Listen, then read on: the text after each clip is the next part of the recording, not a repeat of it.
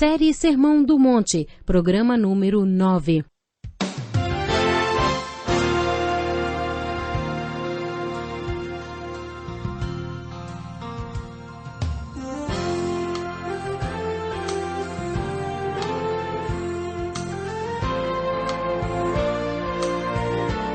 Vivemos em um mundo onde a onda de terror e desastres tentam roubar a nossa paz, onde o mal sempre está tentando prevalecer. Mas vemos pela palavra de Deus desde o Antigo Testamento que o cuidado de Deus para com aqueles que o temem e o buscam é muito real e permanente. Fique atento a mais um programa Encontro com a Palavra. Aqui apresentamos a palavra de Deus como resposta a todas as mais difíceis questões da vida. Agora com você, Pastor Edson Bruno. Olá, seja muito bem-vindo a mais um Encontro com a Palavra. Mais uma vez estamos a postos para estudar o Sermão do Monte. Acomode-se e leiamos esse trecho bíblico. Vocês são o sal da terra. Mas se o sal perder o seu sabor, como restaurá-lo? Não servirá para nada, exceto para ser jogado fora e pisado pelos homens. Vocês são a luz do mundo. Não se pode esconder uma cidade construída sobre um monte. E também ninguém acende uma candeia e a coloca debaixo de uma vasilha. Ao contrário, coloca-a no lugar apropriado e assim ilumina a todos os que estão na casa. Assim brilhe a luz de vocês diante dos homens, para que vejam as suas boas obras e glorifiquem ao Pai de vocês que está nos céus. Acabamos de ler os versículos 13 a 16 do capítulo 5 de Mateus. Já vimos as bem-aventuranças e agora estamos estudando o restante do Sermão do Monte, versículo por versículo. Essa passagem que acabamos de ler marca uma mudança dentro do ensino do Sermão do Monte. Já falamos sobre as 8 bem-aventuranças que, na opinião de muitos estudiosos, representam o sermão em si. As bem-aventuranças são a essência do ensino. O restante, eles argumentam, é a aplicação do ensino. Depois de ensinar as 8 bem-aventuranças, Jesus inicia a aplicação delas e, a partir do versículo 11, passa a usar o pronome pessoal vocês. Bem-aventurados serão vocês, quando por minha causa os insultarem e perseguirem e levantarem todo tipo de calúnia contra vocês. Alegrem-se e regozijem-se, porque grande é a sua recompensa nos céus, pois da mesma forma perseguiram os profetas que viveram antes de vocês. Muitos estudiosos marcam o início da aplicação com esses 2 versículos. Também podemos dizer que, com estas bem-aventuranças, Jesus nos desafiou a olhar para dentro e, pela graça de Deus, ter o caráter de Cristo formado em nós e ser parte da sua solução e da sua resposta para o mundo. Agora, quando se inicia a aplicação do ensino das bem-aventuranças, é como se Jesus estivesse dizendo: agora olhem ao redor, olhem para o mundo, olhem para as pessoas ao redor de vocês e vejam o desafio que existe quando o caráter que Deus, através de sua graça, Ele está trabalhando em você. Ele impacta a cultura ou o mundo. Sabe, no último estudo começamos a falar sobre olhar ao redor quando falamos sobre o sal da terra. O que Jesus quis dizer com esta ilustração, hein? Vimos várias interpretações. Quero destacar, entretanto, que Jesus não falou, vocês têm sal para a terra. Não. Jesus falou o que você é. Ele disse, olha, você é o sal da terra. E ele também disse que se você não for sal da terra, então você não presta para mais nada. Ele foi bem claro. Vocês são o sal da terra. Mas se o sal perder o seu sabor, como restaurá-lo? Não servirá para mais nada, exceto para ser jogado fora e pisado pelos homens. O versículo 13 é um desafio e tanto para nós. Agora que já vimos o que Jesus quis dizer com esta primeira metáfora, vocês são o sal da terra, vamos considerar a segunda das 4 ilustrações usadas por Jesus. Vocês são a luz do mundo.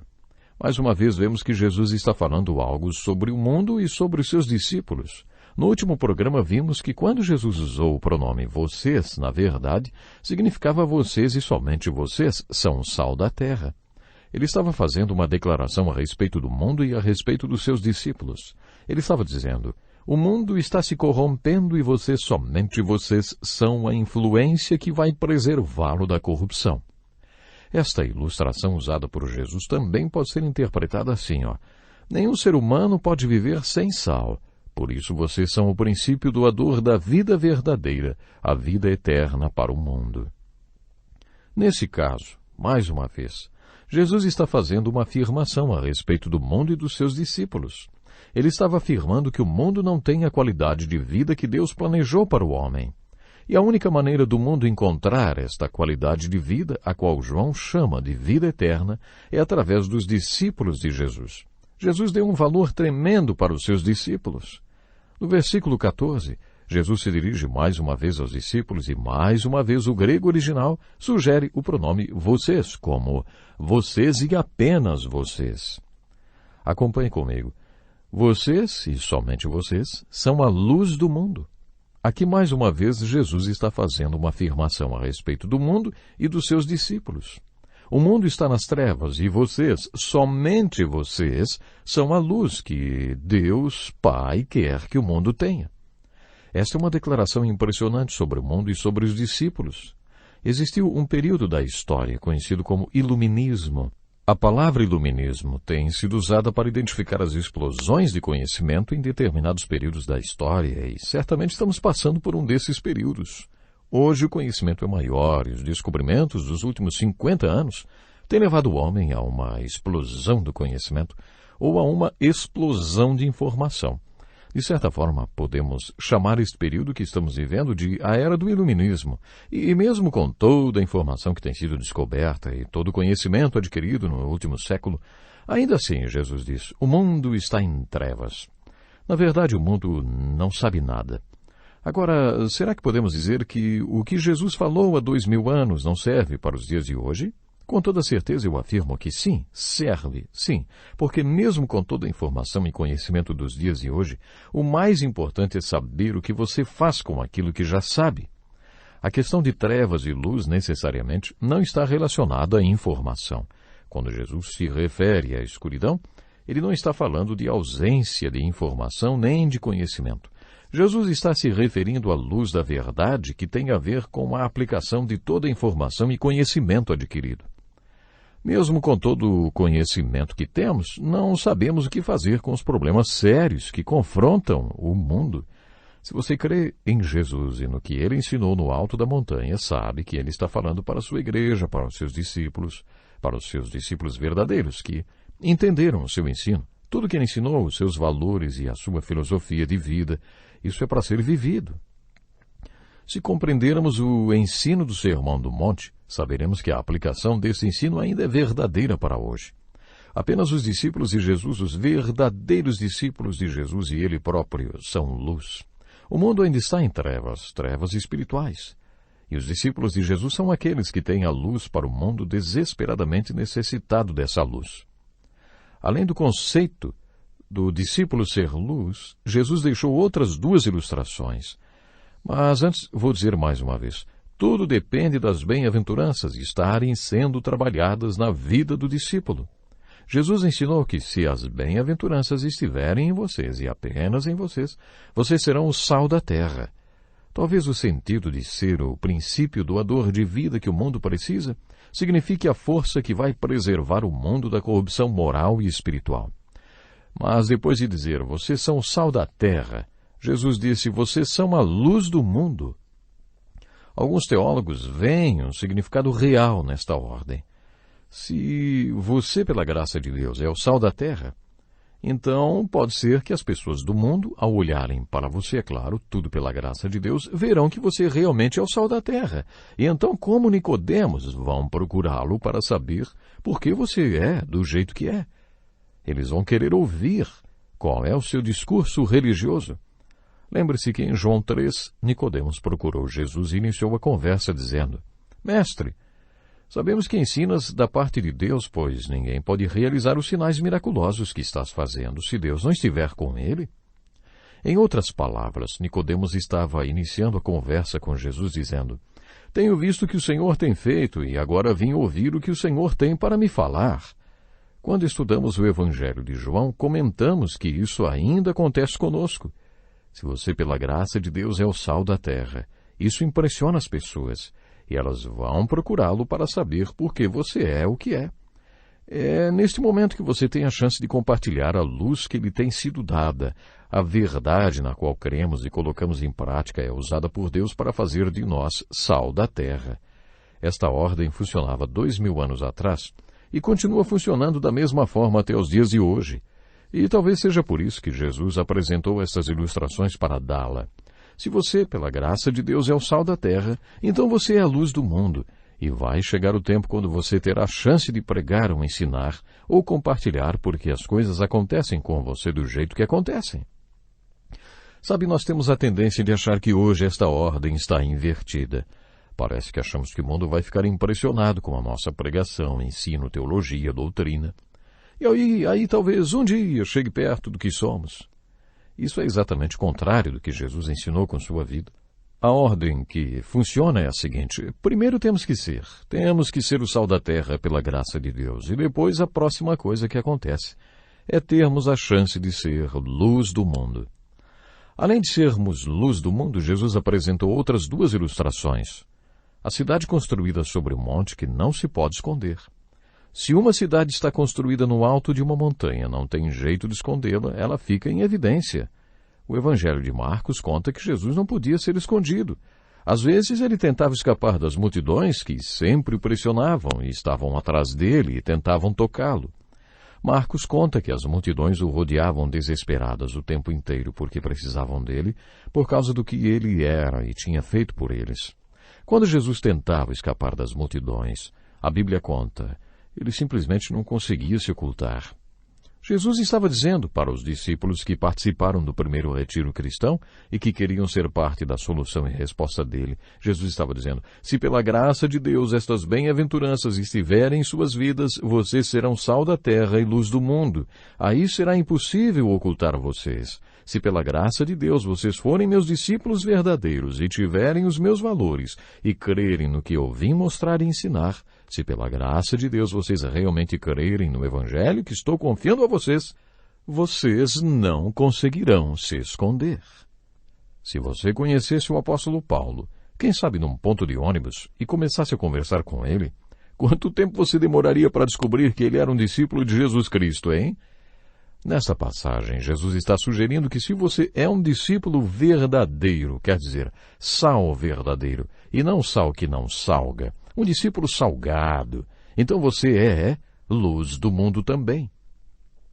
Se pela graça de Deus você é o sal da terra e a luz do mundo, você será como uma cidade sobre o monte que não se pode esconder. Não vai dar para esconder que você é um discípulo de Jesus Cristo. Você não vai conseguir ficar calado. Quando acontece algum escândalo ou alguma controvérsia envolvendo certo e errado, quanto tempo demora para que o discípulo de Jesus levante a sua bandeira? Quanto tempo demora para que o discípulo de Jesus se exponha na sociedade? Creio que com estas palavras, Jesus estava prevendo que não demoraria muito não. Na verdade, acho que Jesus estava dizendo que seria impossível para um dos seus discípulos esconder sua verdadeira identidade. Acho que foi exatamente isso que Jesus quis dizer ao usar as ilustrações da luz do mundo e da cidade construída sobre um monte que não pode ser escondida. No versículo 15, Jesus usa outra ilustração. Ninguém acende uma candeia e a coloca debaixo de uma vasilha.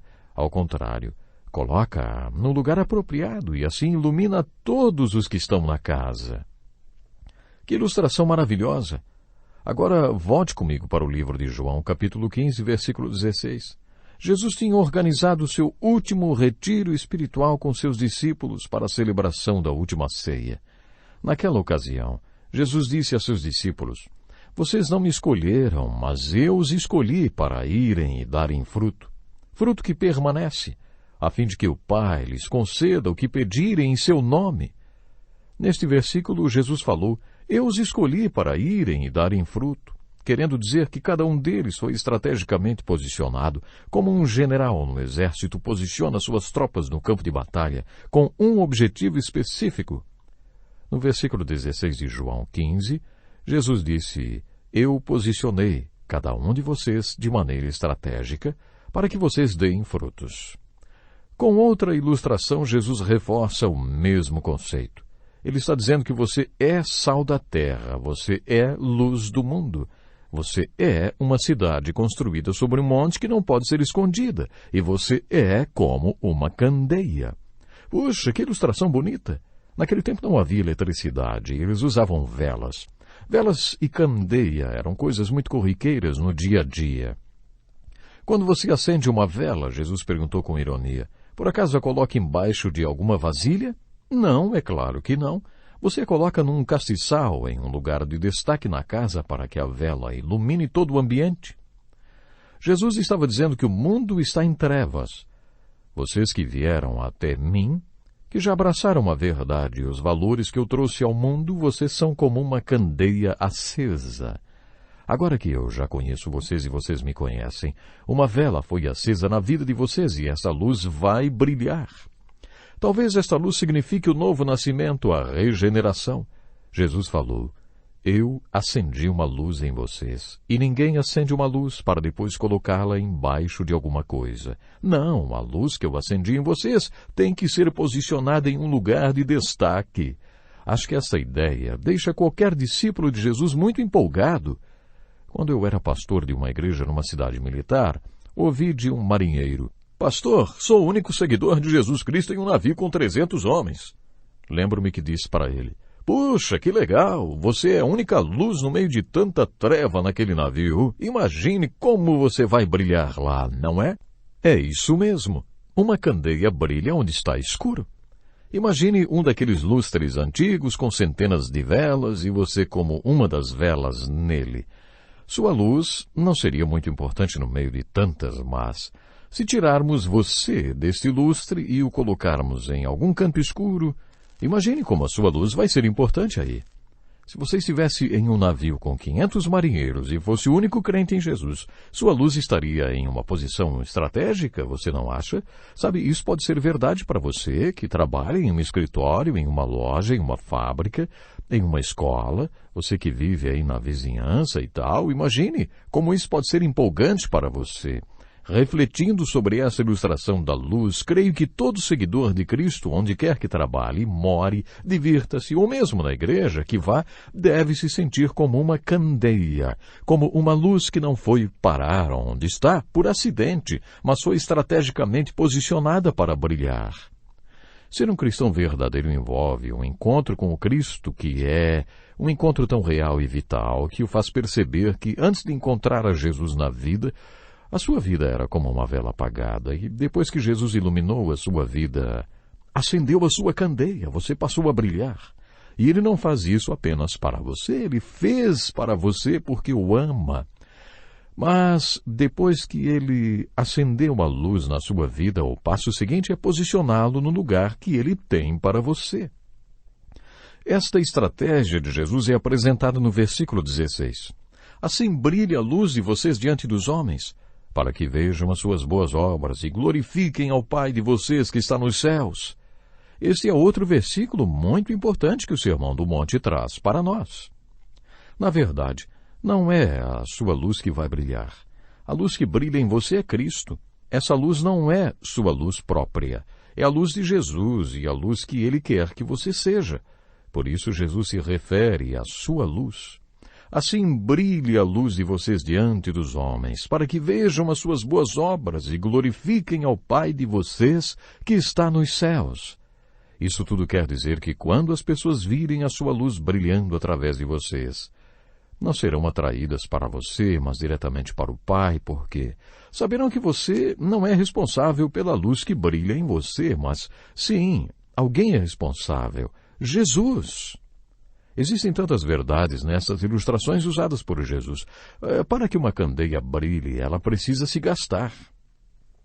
Não tem jeito de uma vela brilhar sem se queimar. Para uma vela brilhar, ela tem que se queimar, ela tem que ir desaparecendo. E a única maneira de impedir que ela se queime é apagando a luz. Não dá para brilhar e não se queimar. À medida que ela brilha, ela se gasta, ela se queima. Jesus está dizendo, depois que descobrir o lugar onde quero para você, é ali que você vai brilhar e também se queimar.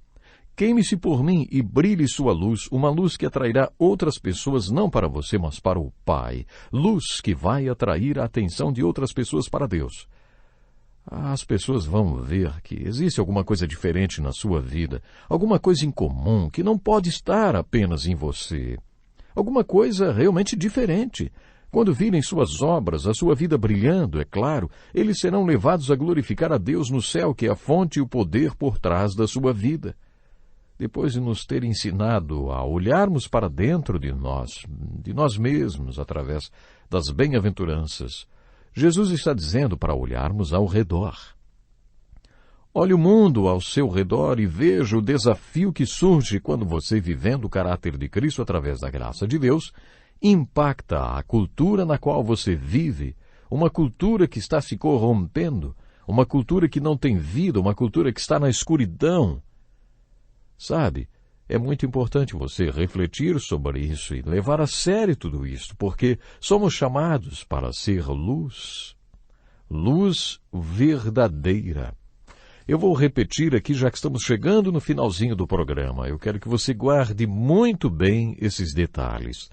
Ser um cristão verdadeiro envolve um encontro com o Cristo, que é um encontro tão real e vital que o faz perceber que antes de encontrar a Jesus, sua vida era como uma vela apagada. E depois que Jesus iluminou a sua vida, acendeu a sua candeia. E preste atenção, ele não fez isso apenas para você, ele fez para você porque o ama. Depois ele acendeu essa luz na sua vida e o passo seguinte é, então, você ser posicionado no lugar que ele tem escolhido para você estar. Prezado ouvinte, deixe-me fazer uma pergunta. Você sente que está posicionado no lugar onde o Senhor quer que você esteja de verdade? Não esqueça que somos chamados para dar frutos, para produzir muitos frutos, porque Jesus foi tão claro, ele disse, eu os escolhi para irem e darem fruto. Querendo dizer que cada um foi estrategicamente posicionado. Como um general no exército está posicionando as suas tropas no campo de batalha, com um objetivo específico, nós fomos estrategicamente posicionados para produzirmos muitos frutos para a glória de Deus. Então, meu ouvinte, no dia a dia, saiba que você tem uma responsabilidade muito séria. A responsabilidade de ser sal da terra, luz do mundo. Não esqueça esses detalhes, hein? É assim que se vive a vida cristã, brilhando constantemente, brilhando a luz de Jesus Cristo. Quando você acende uma vela, Jesus perguntou com ironia, por acaso você está colocando-a debaixo de uma vasilha? Qual a resposta? Não. Você coloca num lugar estratégico, um lugar de destaque para que ali mesmo você possa ver o brilho daquela luz, para que você possa aproveitar aquela luz que você acendeu. Deus está esperando que você e eu possamos brilhar de verdade, possamos fazer diferença no mundo onde vivemos. Deus nos chamou para isso, para fazermos diferença no lugar onde estamos trabalhando, no lugar onde estamos vivendo. Sejamos luz, sejamos sal. Que Deus lhe abençoe, prezado ouvinte. Até o próximo programa. Que lição importantíssima. Obrigado, pastor Edson Bruno. Prezado ouvinte, coloque em prática o que você ouviu aqui. Sem dúvida, sua vida será grandemente